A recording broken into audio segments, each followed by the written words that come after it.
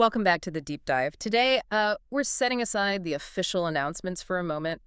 We're really plunging into, well, the whole world of leaks and rumors. Yeah, all the whispers and supposed inside info that's floating around. Exactly. About the upcoming Google Pixel 10 series. That's right. We've basically gathered up everything we could find. Leaks, analyses from, reliable places. Think of it as trying to peek behind the curtain before the official reveal, all based on this unofficial buzz. Yeah, and our mission here is really to sift through it all. What seems most credible, what potential changes, what improvements might actually be coming, and maybe most importantly, what could this all mean for you if you're considering a Pixel 10? Definitely. And we have to say this right at the top. This is all unofficial. Leaks, rumors, speculation. Google hasn't confirmed anything, so, take it with a grain of salt. Things could absolutely change. Right, but it gives us a fascinating early look at where Google might be going. Okay, let's dive in then. So the first big thing that seems to come across from almost all these sources isn't really about a flashy new look. No, not at all. It feels much more like Google's betting on what's happening, inside the phone. Yeah, what's really striking is this consistent theme. Google's focus seems to be intensely internal, refinement, optimization, the actual physical design. Leaks are basically saying, don't expect a huge overhaul from the Pixel 9. Okay. Instead, the big push is this AI-first strategy. They want to weave AI much more deeply into the whole user experience. And there's even that rumored slogan, right? Ask more of your phone. Exactly. That just screams AI integration, doesn't it? Connects right to Gemini. It does. It sounds less about just raw specs and more about, how smart the phone feels, how capable it is because of AI. Making it more helpful, maybe. Precisely. Across everything, from taking photos to just getting through your day. Powered by AI. So if that's the plan, this AI-centric phone, when do the leaks suggest we might actually see it? The timeline stuff has been, well, a little messy. It really has. Initially, we saw some rumors pointing to a surprisingly early launch, like August 13th, 2025. Very early for Google. Yeah. Then that same source quickly adjusted it to August 20th, with phones potentially shipping maybe a week later, August 28th. Okay, still August, though. But you've got other more traditional Pixel leakers saying, hold on, it's probably still October. Yeah, exactly. That inconsistency is interesting. And then there's another wrinkle. Oh, yeah. Sources are talking about a rumored Superfans event. Yeah. Happening way earlier in the UK. Superfans, they're loyal users. Yes, apparently a very exclusive, 90-minute preview. All under strict NDAs, non-disclosure agreements. When's that supposed to be? June 27th, 2025, supposedly in London. So Yeah. Definitely not a public launch. More like an inside look for the hardcore fans. Interesting. So what's the thinking behind that, according to the analysis? Well, it seems pretty strategic. It lets Google get some early, honest feedback from their most dedicated users. It can create some positive, controlled buzz, even under NDA. Word gets around, builds loyalty. And maybe helps them manage the info flow before the big public reveal. Control the narrative a bit. Precisely. Manage the leaks, maybe. Yeah. So you've got these shifting public dates and this early secret-ish fan event. What does that suggest about Google's overall strategy here? Seems complicated. It kind of hints at maybe a multi-layered marketing plan. Use the Superfans event for buzz and feedback, maybe even tweak the main launch based on that. The changing public dates could be production adjustments, market timing, or, maybe even trying to keep competitors guessing. It just shows how much goes into launching these things. Definitely. Okay, let's get to the phone itself. The design leaks. Yeah. You used the word familiar before, and that really seems to be the consensus. Very familiar, yeah. The renders, the prototype images that have leaked out, they pretty much suggest the design is nearly identical or, very familiar compared to the Pixel 9 series. So that long oval camera bar is staying. The rounded corners. Seems like it. All the signature Pixel elements are there in the leaks. Are there any tweaks? Even small ones? Just really minor stuff, apparently. The rear camera bar might be slightly thicker. The glass on the back seemed to come a tiny bit closer to the metal edge. Oh, and one small detail spotted on a Pixel 10 Pro prototype. The SIM tray moved. Moved where? From the bottom left edge, where it was on the 6 Pro onwards, to the top left edge on this prototype. Small, but a change. Okay. And colors. We usually get some fun colors with Pixels. Any leaks there? Yeah, there are rumored palettes. For the standard Pixel 10, the leaks mention Ultra Blue, Limoncello, which is yellow iris, a bluish purple, and midnight black.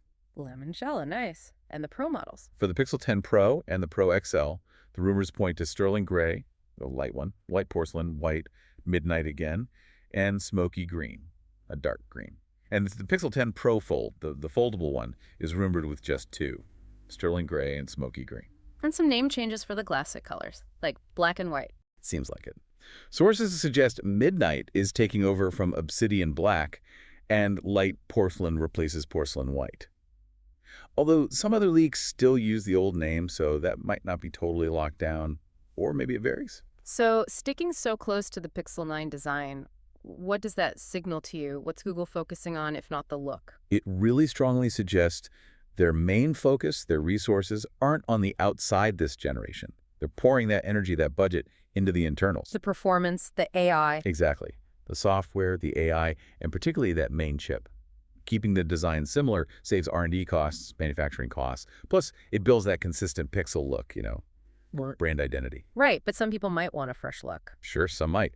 But this move really indicates Google thinks the main attraction, the reason to upgrade, will be the AI smarts and the performance boost from the new processor inside. Okay, let's talk about that processor, because this really seems to be the big headline from all the leaks. The Tensor G5. Yeah, this is where things get really, really interesting. The Tensor G5 is rumored to be Google's first, completely self-designed chip. Their own design, not based heavily on Samsung's Exynos like before. That's the key takeaway from the leaks. A big step towards hardware independence, moving away from that Samsung reliance for the core design. And they're supposedly switching manufacturers too, from Samsung's factories to TSMC. Yes, using TSMC's third-generation 3-nanometer process, N3P, I think it's called. The chip's code name is apparently Blazor. Okay, TSMC, 3 nanometer. Why is that significant?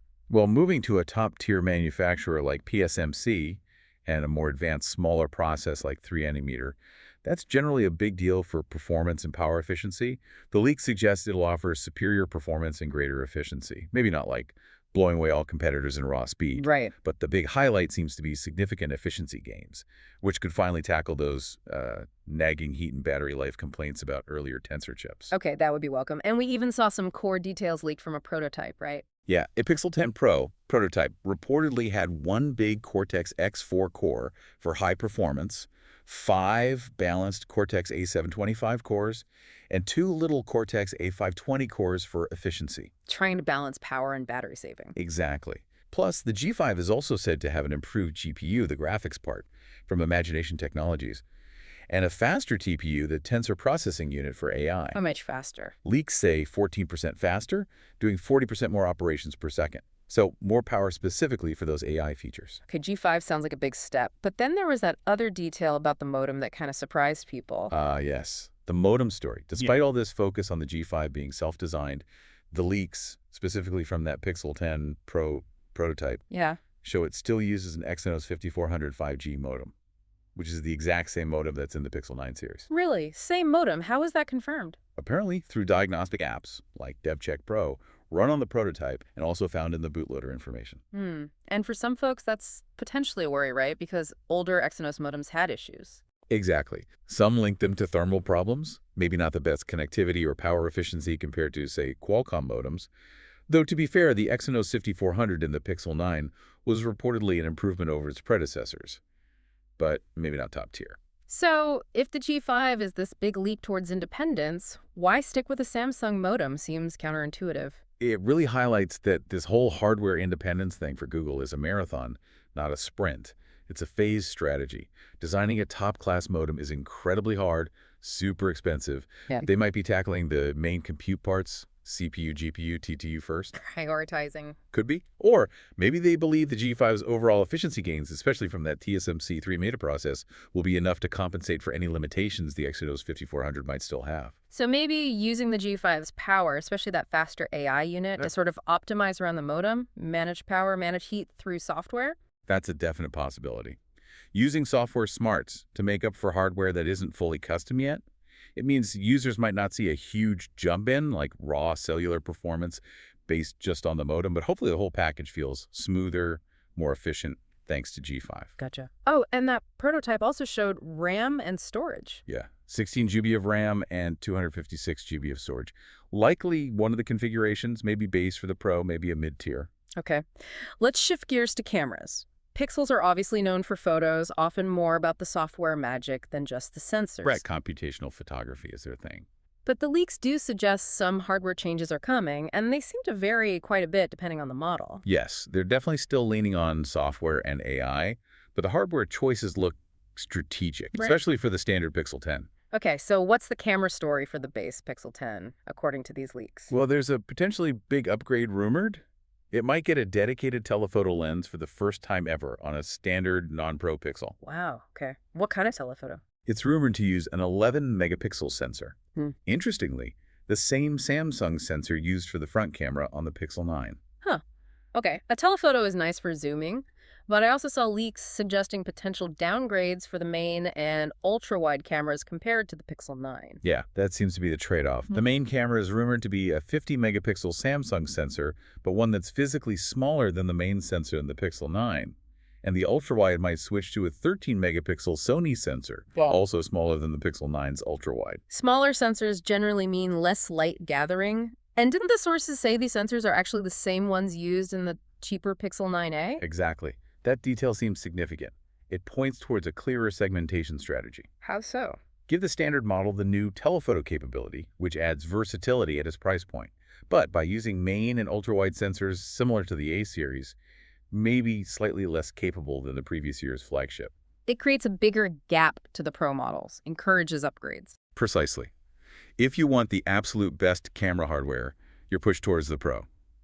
Oh, and the selfie camera on the standard 10 is expected to remain the same. Okay, what about the top dogs? The Pixel 10 Pro and Pro XL, are they getting fancy new sensors? This was surprising in the leaks. Yeah.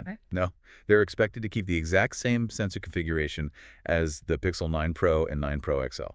The same. So the 50MP main, 48MP ultra-wide, 48MP telephoto, 48MP selfie, all carried over. That's what the rumors indicate, yes. So how do they improve photo quality then? Just software? Pretty much. This is where Google bets heavily on that new Tensor G5 that will rely on its brand new custom image signal processor and ISP and all those enhanced AI algorithms. It's a bet that software optimization powered by better silicon can deliver noticeable improvements without needing new, potentially more expensive physical sensors. Controls costs too, probably. Interesting strategy. Okay, and the foldable. The Pixel 10 Pro Fold, camera changes there. Yes. The Fold sees some shifts according to the leaks. Its main camera is rumored to use that same 50MP Samsung sensor mentioned for the standard Pixel 10. So a change from the 64MP sensor in the 9 Pro Fold? Right. And for the ultra-wide and telephoto on the Fold, rumors point to both using a smaller 12MP Samsung sensor. That would actually be a sensor downgrade, especially for the ultra-wide, compared to the 9 Pro Fold. And the selfie cams on the Fold? Expected to be similar Samsung sensors as last year's Fold. Okay, so summing up the camera rumors. Standard 10 gets a telephoto, maybe at the cost of main ultra-wide sensor size. Pros keep the same hardware, relying on G5 AI. Fold gets some sensor changes, leaning towards the standard model's hardware in some cases. Yeah, it's a very strategic mix.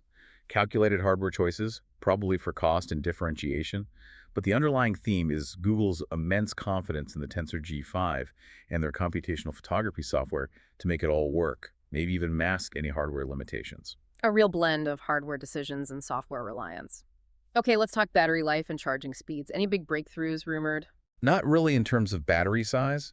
Yeah. The leaks suggest capacities will be pretty similar to the Pixel 9 series. What are those numbers again? Around 4,700 milliamp hours for the Pixel 10 and 10 Pro. The Pro XL might get a slight bump to maybe 50, 60 milliamp hours. So pretty standard stuff. So if the batteries aren't much bigger, where would better battery life come from? It all comes back to the chip.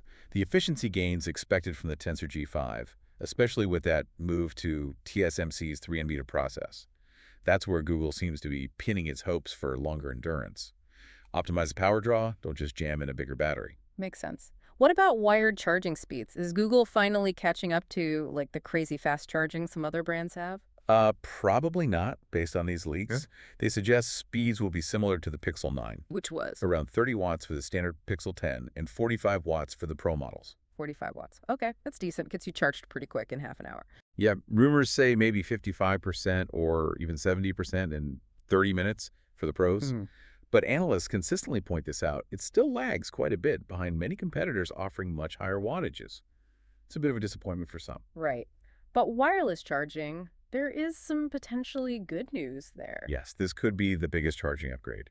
Leaks strongly suggest Q2 wireless charging is coming to the entire lineup. Pixel 10, 10 Pro, 10 Pro XL. Q2, that's the newer standard with the magnets, right? Like MagSafe. Exactly. It uses magnets for perfect coil alignment, which means more efficient charging, less wasted energy, potentially less heat generated.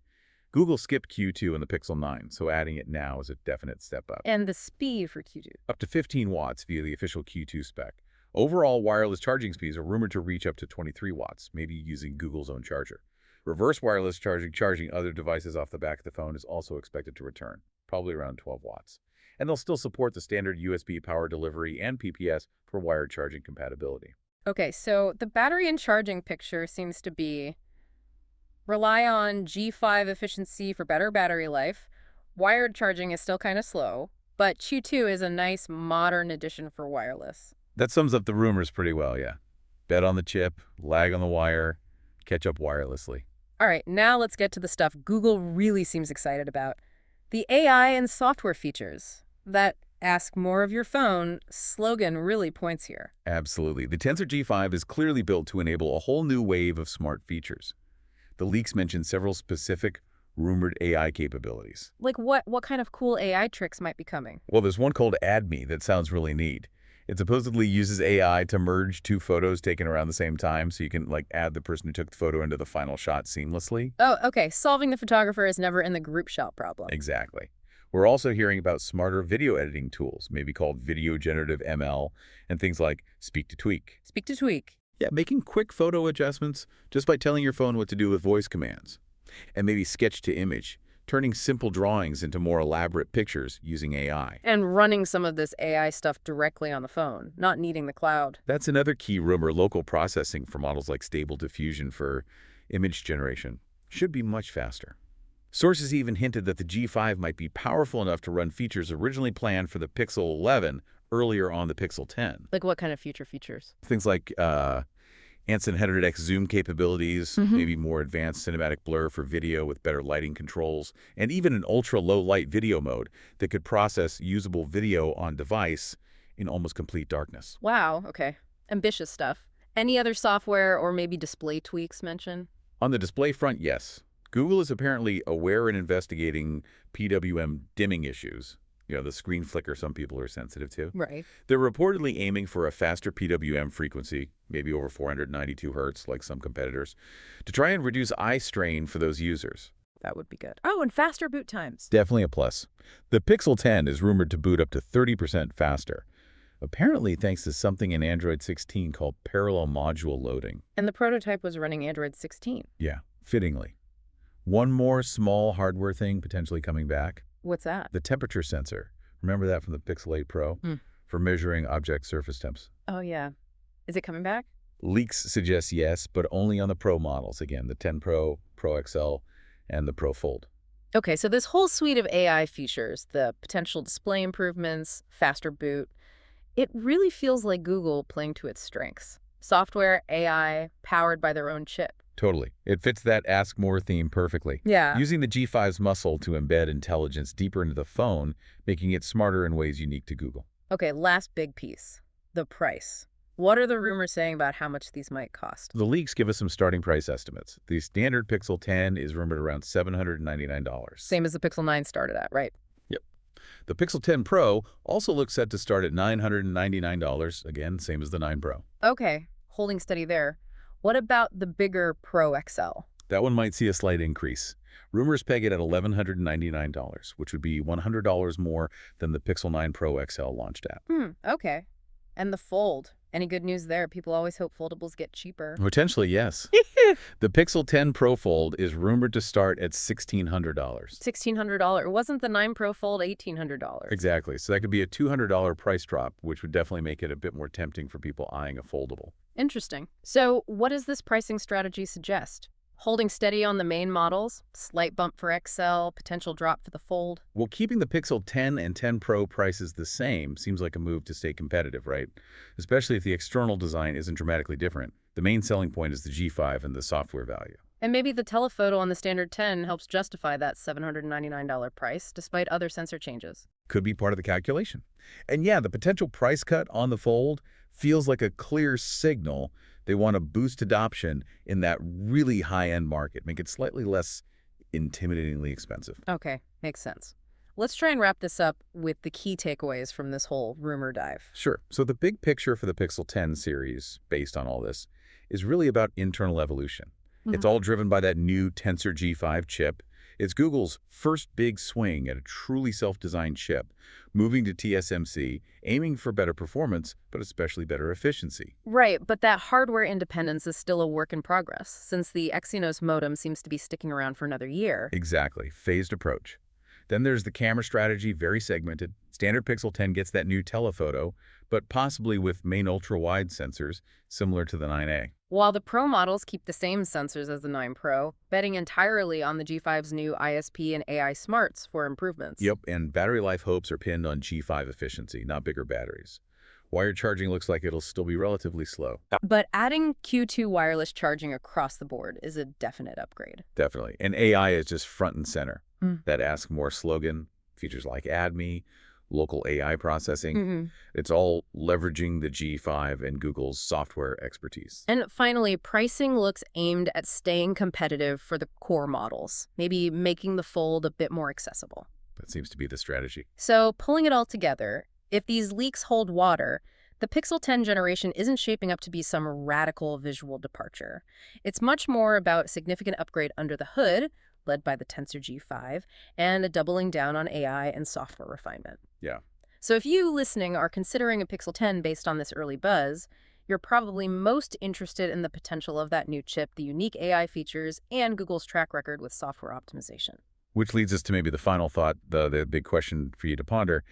Given some of these potential trade-offs, we've talked about the camera sensors on the standard model, sticking with the Exynos modem, the charging speeds. Right. Will the raw power and efficiency of the new Tensor G5, combined with Google's undoubtedly clever software, truly be enough? Enough to overcome those things and deliver an experience that feels clearly superior to competitors, or even a compelling leap over the Pixel 9? Or does that phased approach to hardware development, while understandable, maybe mean the Pixel 10 series still has some inherent limitations despite the exciting promise of the G5? Something to definitely think about as we wait for Google to actually show us what they've been working on.